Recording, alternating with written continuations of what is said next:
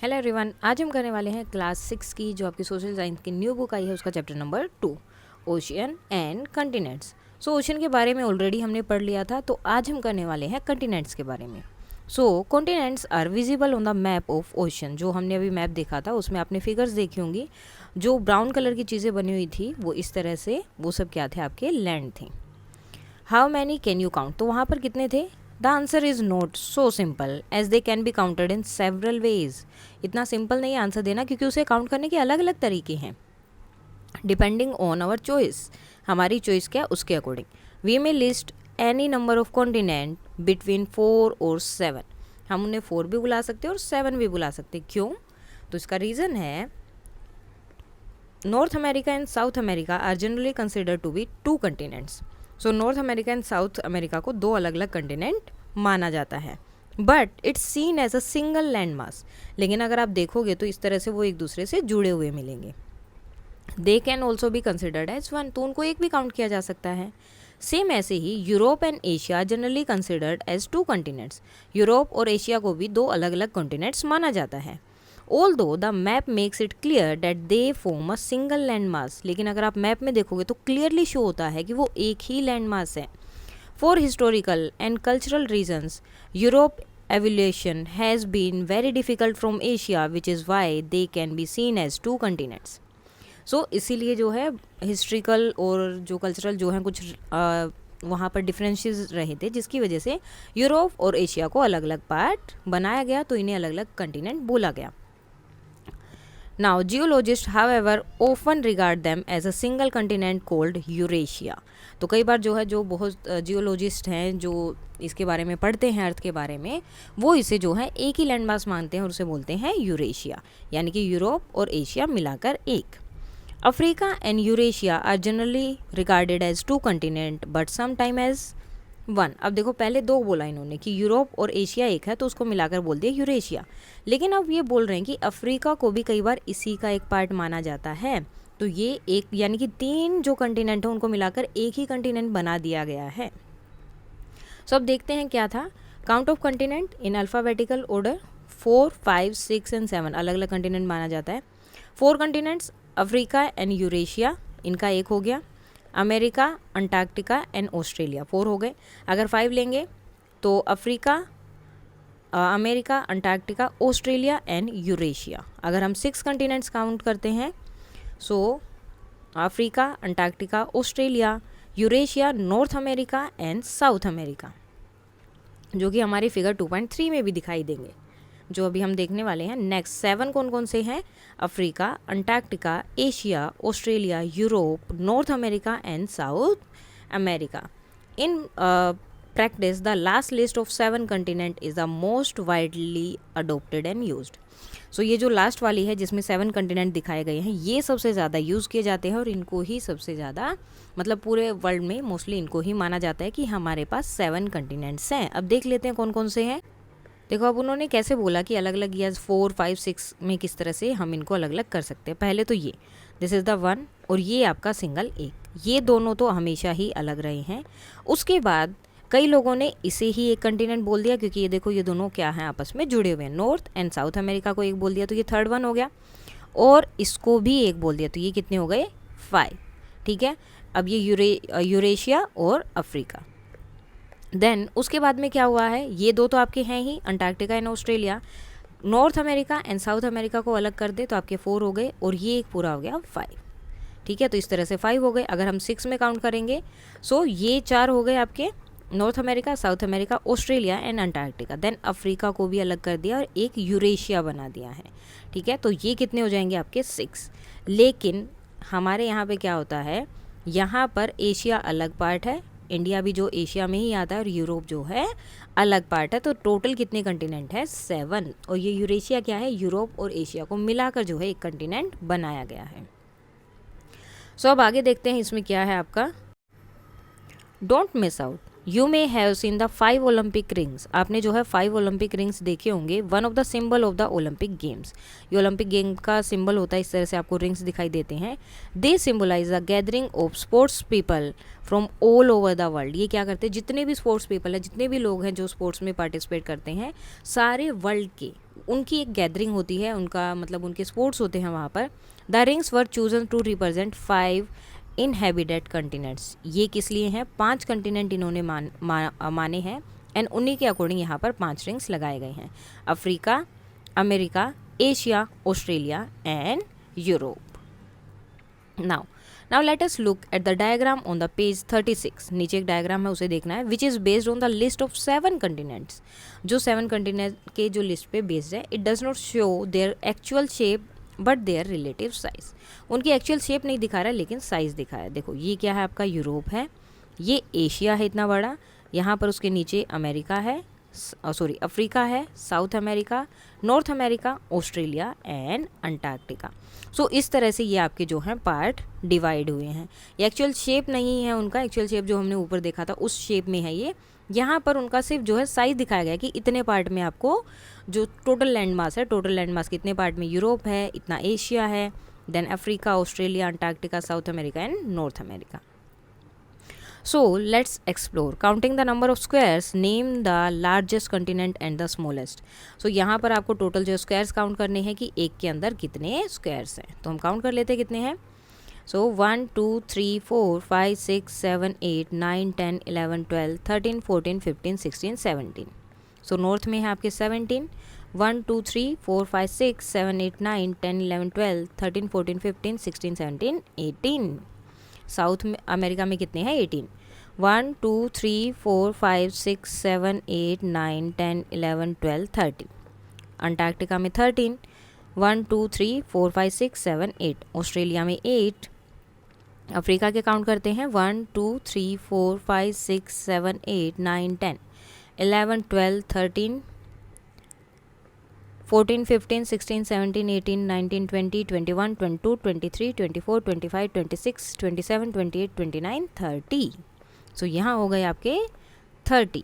Now Europe 1 2 3 4 5 6 7 8 9 10। सो Europe में कितने हो गए? 10। एशिया के भी काउंट कर लेते हैं, 1 2 3 4 5 6 7 8 9 10 11 12 13 14 15 16 17 18 19 20 21 22 23 24 25 26 27 28 29 30 31 32 33 34 35 36 37 38 39 40 41 42 43 44। सो अब देखो इसमें सबसे बड़ा कौन सा है? एशिया, ठीक है। एंड सबसे छोटा कौन सा है? ऑस्ट्रेलिया, क्योंकि इसमें ही सबसे कम है जो है सिर्फ 8। नेक्स्ट आता है which one is larger, north America और साउथ अमेरिका, कौन सा बड़ा है? सो साउथ अमेरिका बड़ा है क्योंकि इसमें ज़्यादा है, ठीक है। अफ्रीका और नॉर्थ अमेरिका, तो कौन सा बड़ा है? नॉर्थ अमेरिका में आपके हैं 17 और अफ्रीका में है 30, तो कौन सा बड़ा हो गया? नॉर्थ अमेरिका, सॉरी अफ्रीका जो है आपका इसमें क्या हो जाएगा? बड़ा हो जाएगा। सो अफ्रीका को कर देना सर्कल। अंटार्कटिका और ऑस्ट्रेलिया, तो क्या बड़ा है? अंटार्कटिका, क्योंकि उसमें कितने हैं आपके? 13। सो साउथ अमेरिका, अफ्रीका और अंटार्कटिका जो हैं बड़े हैं।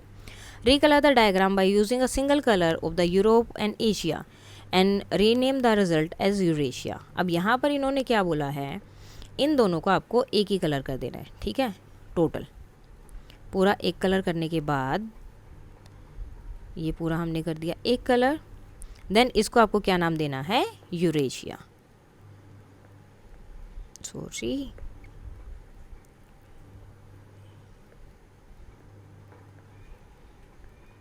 तो ये क्या हो गया आपका? Eurasia. Compare it's size with south America. अब साउथ अमेरिका के साथ इसके साइज़ को क्या करना है? कंपेयर। सो ये कितना है? 44 था, ये 10 था, दोनों को मिला दिया 54 हो गया, तो ये इसका कितना है? 3 टाइम्स है। तो ये क्या है आपका? यूरेशिया जो है 3 टाइम्स है साउथ अमेरिका का। Write down a list of the continent from the smallest to the largest. छोटे से बड़े के बीच में आपको जो है कंटिनेंट के नाम लिखने हैं। सो सबसे पहले आपका क्या आएगा? ऑस्ट्रेलिया, देन 8 के बाद उसमें से छोटा कौन है? फिर आता है आपका यूरोप के बाद North America, then South America, sorry Europe के बाद Antarctica,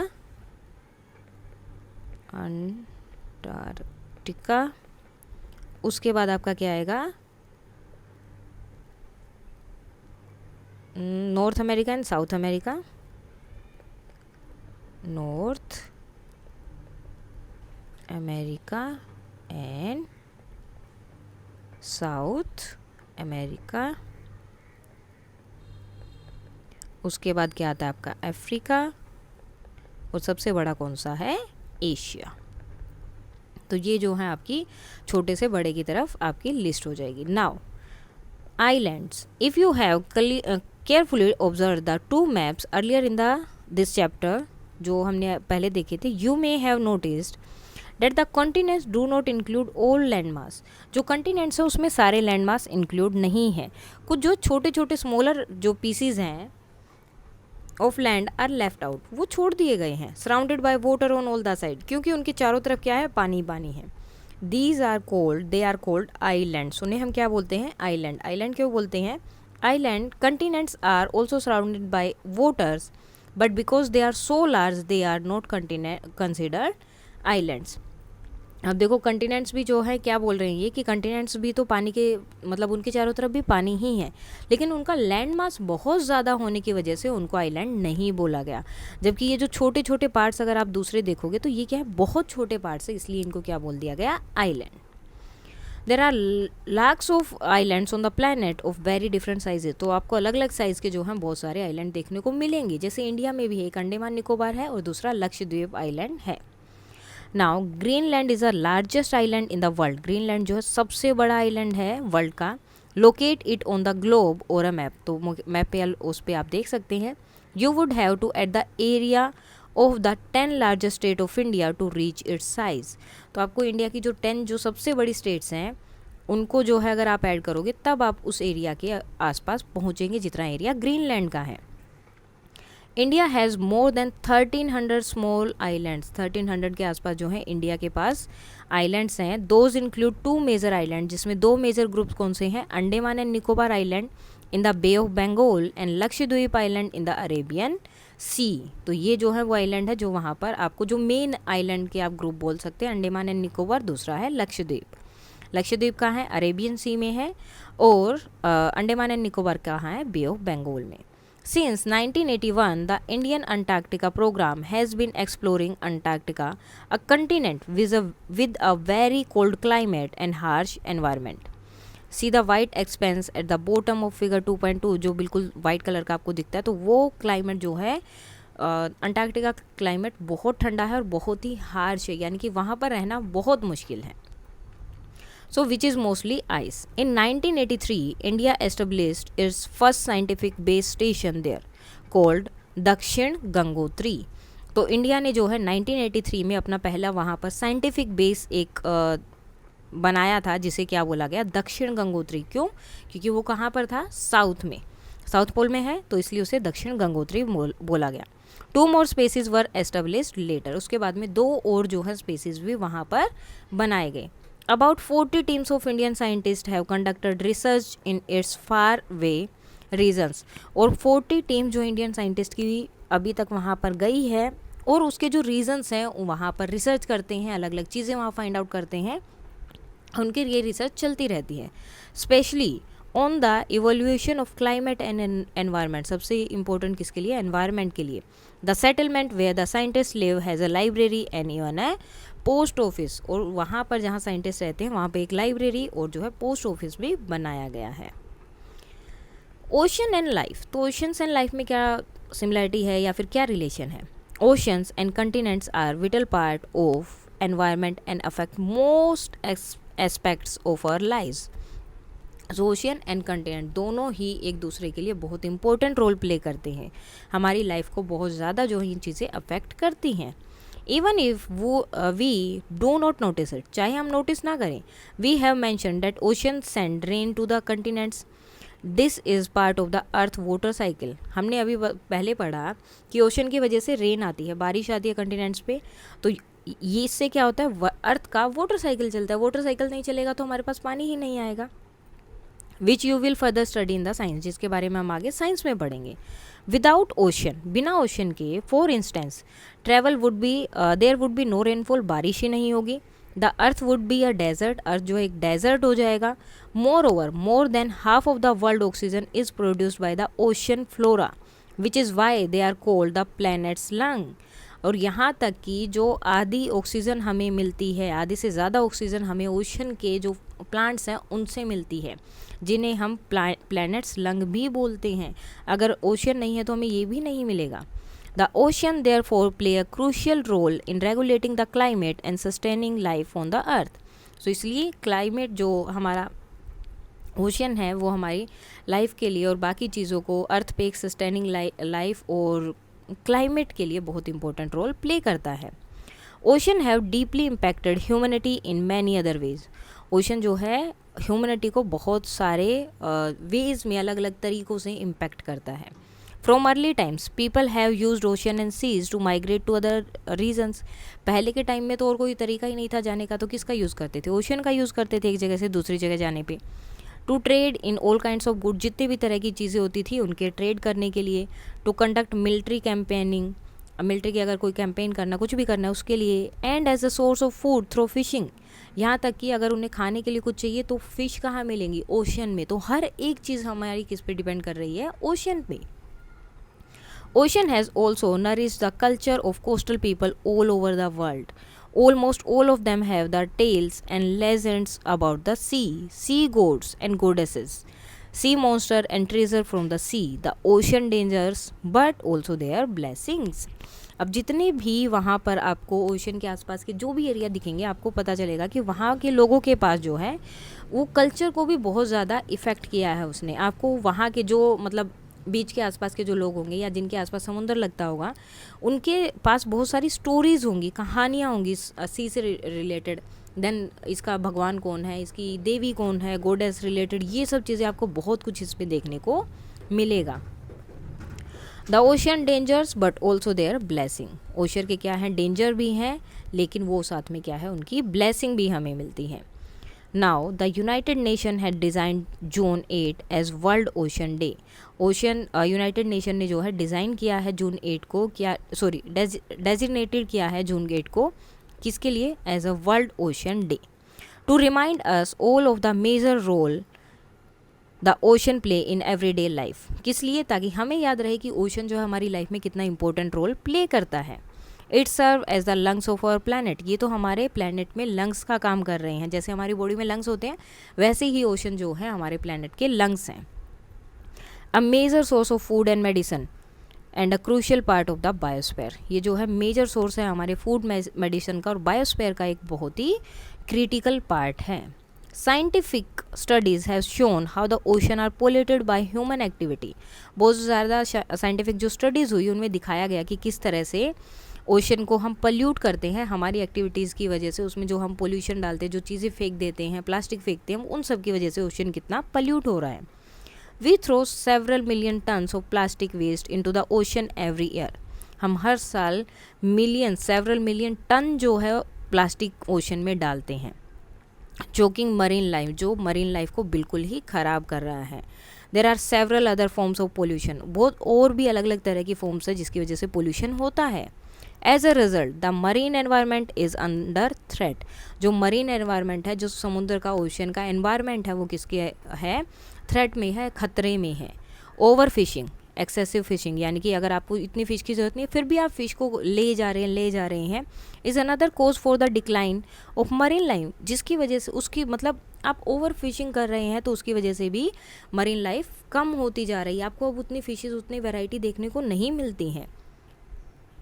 It is our collective responsibility to protect ocean for the future of the planet and of the humanity.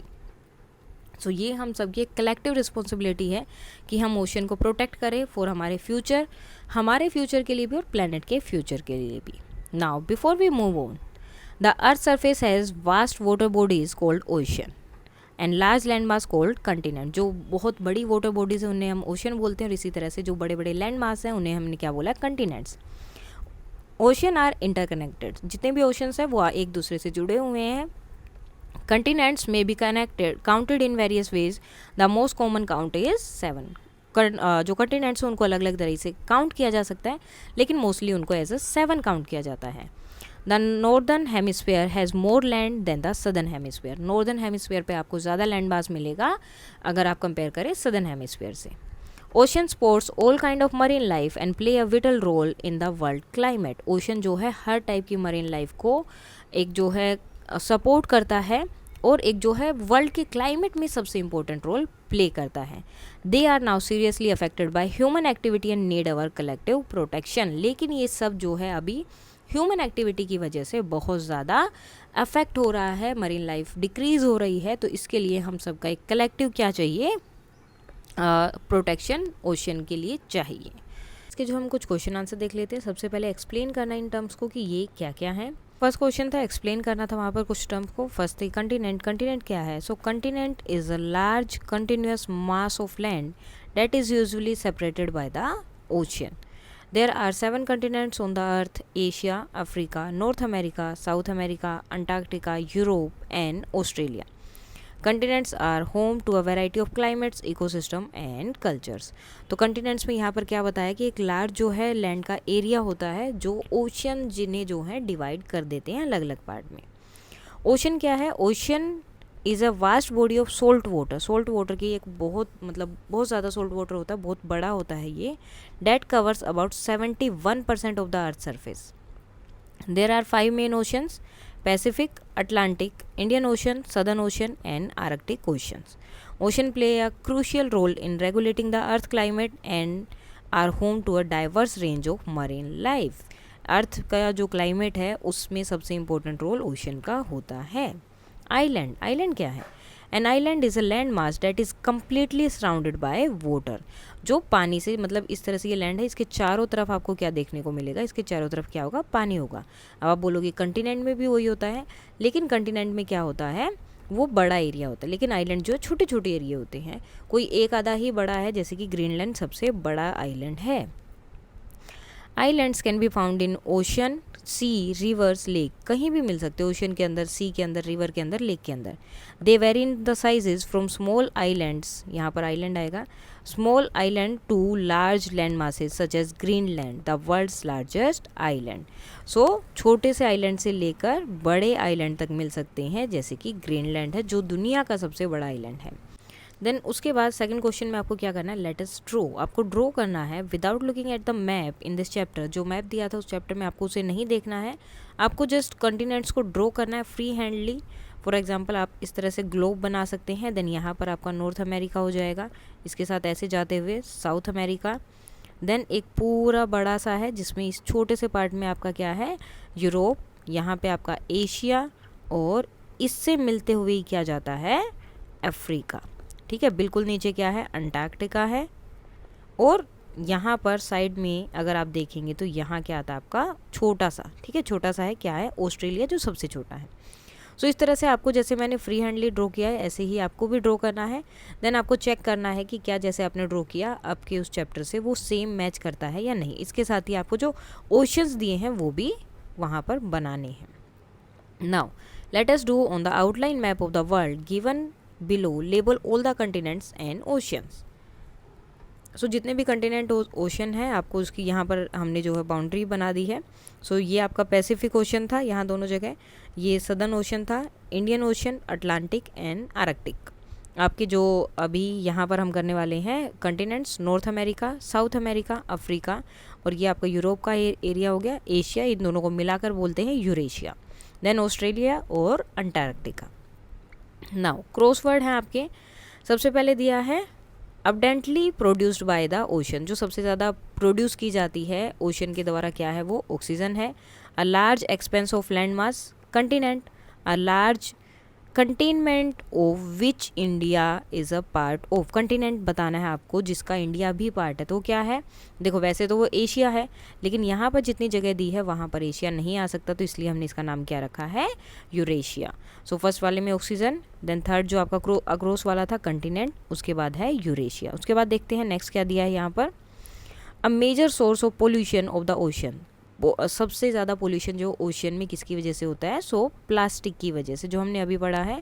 The coldest continent, जहाँ पे सबसे ज़्यादा ठंड होती है, तो वो कौन सा है? अंटार्कटिका। तो ये वाला हो जाएगा।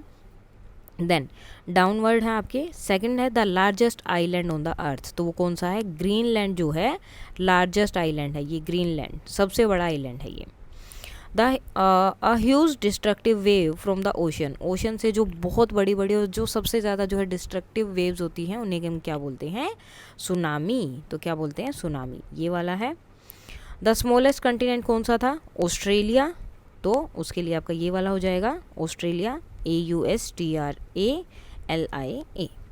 The largest body of water on the अर्थ, तो वो क्या है, पैसिफिक, ये हमने लिख दिया यहाँ पर। The land mass but not a continent, land mass है लेकिन कॉन्टिनेंट वो नहीं है, सराउंडेड बाय द सी और ओशन, और जो ओशन और सी से सराउंडेड है तो उसे हम क्या बोलते हैं, आइलैंड। तो इसके साथ ही आपका ये हो जाता है कंप्लीट। अब कुछ थोड़े से एक्स्ट्रा क्वेश्चन आंसर भी हम इसके साथ में कर लेते हैं। एक्स्ट्रा क्वेश्चन आंसर है यहाँ पर, फर्स्ट है what are the major factor that differentiate one continent from another, जो एक कंटिनेंट को दूसरे कंटिनेंट से अलग करता है। So continent are differentiated by factors such as size, population, climate, culture and the type of ecosystem they support. So बहुत सारे फैक्टर्स होते हैं, पॉपुलेशन है, वहाँ का क्लाइमेट कैसा है, वहाँ का कल्चर कैसा है, और वहाँ का इकोसिस्टम कैसा है। For example Africa is known for its vast desert, वहाँ पे डेजर्ट बहुत ज़्यादा है, एंड डाइवर्स वाइल्ड लाइफ, और वाइल्ड लाइफ बहुत है। While Europe is known for its rich history and varied climate, और यूरोप में जो है आपकी उनकी जो हिस्ट्री है वो बहुत ज़्यादा है, बहुत मीन्स आपको बहुत कुछ वहाँ पर जानने को मिल जाएगा। नेक्स्ट है why are the ocean important for the global climate, ocean क्यों इम्पोर्टेंट है। So oceans are vital for regulating the earth climate as they absorb sunlight, store heat and help distribute it around the globe through the current. So ये अपने current से जो है क्या करते हैं, सनलाइट को, हीट को जो है हर जगह पे इवनली जो है सेपरेट करते हैं, या जो है सेपरेट करते हैं। They also play a key role in the carbon cycle absorbing large amount of carbon dioxide. ये जो है कार्बन डाइऑक्साइड भी बहुत मात्रा में, जिस तरह से हम बोलते हैं कि प्लांट्स हमारे लिए बहुत ज़रूरी है बिकॉज वो हमें ऑक्सीजन देते हैं, सेम ओशन भी हमारे साथ वही करते हैं जो प्लांट्स करते हैं, जैसे ऑक्सीजन हमें देते हैं और कार्बन डाइऑक्साइड जो है अब्जॉर्व करते हैं ये। नेक्स्ट है what challenges do island faces due to the climate change, climate change के टाइम पर आइलैंड में कौन कौन से चैलेंजेस आते हैं। So islands faces several challenges due to climate change including rising sea level बढ़ जाता है, increase frequency of several storms, बहुत ज़्यादा जो हैं तूफान आने लगते हैं, लॉस ऑफ बायोडाइवर्सिटी, डाइवर्सिटी बिल्कुल ख़त्म हो जाती है, कम होने लगी है। Many low-lying islands are at risk being submerged, displacing population and damaging ecosystem। अब जो छोटे छोटे आइलैंड हैं उनका तो ये भी हो सकता है कि उनकी मीन्स अगर ज़्यादा सी लेवल बढ़ जाता है या ऐसा कुछ हो जाता है तो मे भी वो समुद्र के अंदर ही चले जाए, उनका पता भी नहीं चलेगा कि यहाँ पे कोई आइलैंड है या इस तरह की कोई चीज़ है। वहाँ की पॉपुलेशन को डिस्प्लेस करना पड़ता है, दूसरी जगह भेजना पड़ता है, इको सिस्टम जो है डैमेज होता है। How do ocean supports life on earth, ocean जो है लाइफ को कैसे सपोर्ट करते हैं अर्थ पे। So ocean are home to a vast area of marine life from microscopic plankton to the largest mammal on earth such as whales. They provide essential resources such as food, oxygen and habitat for numerous species. So जैसे हमने पहले chapter में science में पढ़ा है आपने, उसी मतलब कि किस तरह से आपकी डाइवर्सिटी आपको मिलती है, बायोडाइवर्सिटी होती है। सो ओशन जो है सेम ही तो है, हमें वे जो है फूड दे रहा है, ऑक्सीजन दे रहा है, और बहुत सारे जो मरीन हैं, जो मतलब समुद्र के अंदर जो प्लांट्स हैं, एनिमल्स हैं, उनके लिए हैबिटेट है, उनके लिए रहने की जगह हैं वो।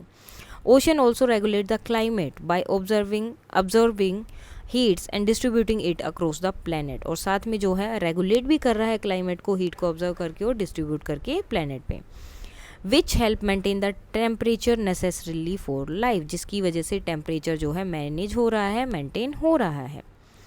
नेक्स्ट क्वेश्चन है why are ocean often referred at the lungs of the planet, ocean को लंग्स ऑफ द प्लैनेट क्यों बोला गया है। So ocean are called the lungs of the planet because they produce more than half of the world's oxygen through the process of photosynthesis by phytoplankton. So जो marine plants हैं या फिर जो algae वगैरह हैं, वो जो फोटोसिंथेसिस कर रहे हैं, और ये सब कहाँ होते हैं, ओशन के अंदर के प्लांट्स हैं। सो ये जब फोटोसिंथेसिस करते हैं तो उनकी वजह से वर्ल्ड का आधे से ज़्यादा ऑक्सीजन आपको वहाँ से मिलता है, ओशन से मिल रहा है। These tiny organisms convert carbon dioxide into oxygen, ये कार्बन डाइऑक्साइड को ऑक्सीजन में कन्वर्ट करते हैं, which is essential for life on earth, जो कि अर्थ की जो लाइफ है, अर्थ पे जो लाइफ है उसके लिए बहुत ज़रूरी है। नेक्स्ट है question number 6, what are the main differences between an island and a continent. एक आइलैंड और कंटिनेंट में क्या डिफरेंस है? So the main difference between an island and continent is their size and geological structure. उनका structure कैसा है और उनका साइज़, ये जो है बहुत इम्पोर्टेंट है, या फिर ये इसकी वजह से यही जो इनका एक आप मेन डिफरेंस भी बोल सकते हैं। A continent is large continuous land mass that is home to many countries. Continent क्या होता है? बहुत बड़ा लैंड मास होता है, कंटिन्यूस होता है, और जो जिसमें बहुत सारी कंट्रीज़ रहती हैं। While an island is a smaller land mass, जैसे कि ये आपका कंटिनेंट हो गया। जो आइलैंड होते हैं वो क्या होते हैं? इस तरह से छोटे छोटे क्या होते हैं? जगह होती हैं, लैंड मासेज होते हैं वहाँ पर, सराउंडेड एंटायरली बाय वाटर, जिनके चारों तरफ आपको पानी ही पानी मिलेगा। Continents are generally much larger and can contain a wide variety of ecosystem and climate. और कंटिनेंट्स क्या होते हैं? बहुत बड़े होते हैं, इनके अंदर बहुत ज़्यादा इकोसिस्टम और क्लाइमेट्स चेंज आपको बहुत देखने को मिलते हैं। Whereas an island are usually smaller and more isolated. और जो आइलैंड होते हैं वो बहुत छोटे छोटे होते हैं और बहुत कम लोग ही वहाँ पर रह रहे होते हैं। Now how does population affect the ocean and marine life. Pollution जो है किस तरह से ओशन को और मरीन लाइफ को अफेक्ट कर रहा है। So pollution particularly plastic waste, chemicals and oil spills has a devastating impact on ocean and marine life।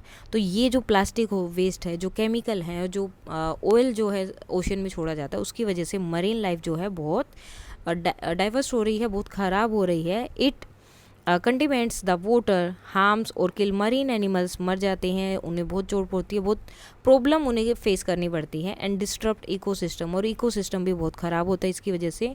Pollutant can enter the food chain, ये फूड चेन में भी एंटर कर सकते हैं, affecting not only marines creature but also humans who consume seafood, बल्कि ये जो है सिर्फ मरीन क्रिएचर को ही, इसकी वजह से मरीन क्रिएचर या मरीन लाइफ में प्रॉब्लम नहीं आएगी, लेकिन जो ह्यूमंस वो मरीन लाइफ में या मरीन जो भी हैं, फिश हैं, सीवीड हैं, या जो भी चीज़ें खाते हैं, अगर उन्होंने वो कंज्यूम किया है तो वो प्रॉब्लम ह्यूमंस में भी आ सकती है। नेक्स्ट है how do continents influence global climate pattern. तो वो कैसे इन्फ्लुएंस करता है? So continent play a significant role in shaping global climates pattern by affecting the flow of air and ocean current. So air के flow से और ocean current से वो ग्लोबल क्लाइमेट के पैटर्न को अफेक्ट करता है। The distribution of land masses influence weather patterns. So जो लैंड मास का जो डिस्ट्रीब्यूट किया गया है उसकी वजह से क्या होता है, पैटर्न में जो है इन्फ्लुएंस होता है, वेदर जो है उसकी वजह से इन्फ्लुएंस होता है। Ocean circulation and prescriptions, for example large mountain ranges can block air currents. जो बड़े बड़े माउंटेन्स होते हैं उनकी वजह से एयर करंट्स ब्लॉक होते हैं, and create distinct climate zone on either side. और दूसरी तरफ पर जो है अलग आपको जोन दिखाई देगा, क्लाइमेट जोन, और उस जो माउंटेन है उसकी दूसरी तरफ पर आपको अलग जो है क्लाइमेट दिखाई देगा। नेक्स्ट क्वेश्चन है why it is important to protect island from pollution and climate change. हमें जो है क्यों प्रोटेक्ट करना है आइलैंड को इन सब चीज़ों से? Islands are particularly vulnerable to the effect of pollution and climate change due to their small size. तो इनके स्मॉल साइज़ की वजह से जो है इन पे ज़्यादा इफेक्ट होता है, लिमिटेड इनके पास रिसोर्सेज होते हैं, एंड ऑफन लो एलिवेशंस होते हैं। Protecting islands is crucial because they support unique ecosystem. लेकिन इनका इकोसिस्टम बहुत अलग है, यूनिक है, तो इसलिए इनको प्रोटेक्ट करना भी बहुत ज़रूरी है। Are home to indigenous communities, और बहुत सारी ऐसी कम्युनिटीज़ हैं जो अभी तक भी वैसे के वैसे, जिनमें आपको कोई भी चेंज देखने को नहीं मिलेगा, तो उनका वो घर है, अगर वो ही टूट जाएगा तो वो लोग कहाँ जाएंगे। And play a key role in the health of the ocean, और ओशन को एक ओशन की हेल्थ के लिए ये एक बहुत इंपॉर्टेंट रोल प्ले करते हैं, क्योंकि आइलैंड से कोई भी पोल्यूशन यहाँ पर नहीं होता है, जबकि जितना भी ओशन में जो भी पोल्यूशन होता है वो मोस्टली जो है कंटिनेंट्स में जो लोग आ रहे हैं, जा रहे हैं, उनकी वजह से होता है। Rising sea levels and increase pollution can lead to the loss of habitats, biodiversity and even entire island nation। अगर इसी तरह से सी लेवल बढ़ता रहता है, पोल्यूशन इंक्रीज़ होता रहता है, तो इसकी वजह से जो लोग वहाँ पर रहते हैं उनका हैबिटेट छूट जाएगा, वहाँ पर कुछ भी नहीं मिलेगा आपको, बायोडाइवर्सिटी ख़त्म हो जाएगी, यहाँ तक कि वो पूरा आइलैंड भी वहाँ से गायब हो सकता है अगर सी लेवल इसी तरह बढ़ता रहा तो। सो इसके साथ ही अगर ये चैप्टर हो जाता है कंप्लीट, कोई भी डाउट है तो आप बता सकते हैं। That's all for today and please like share and subscribe. Thank you.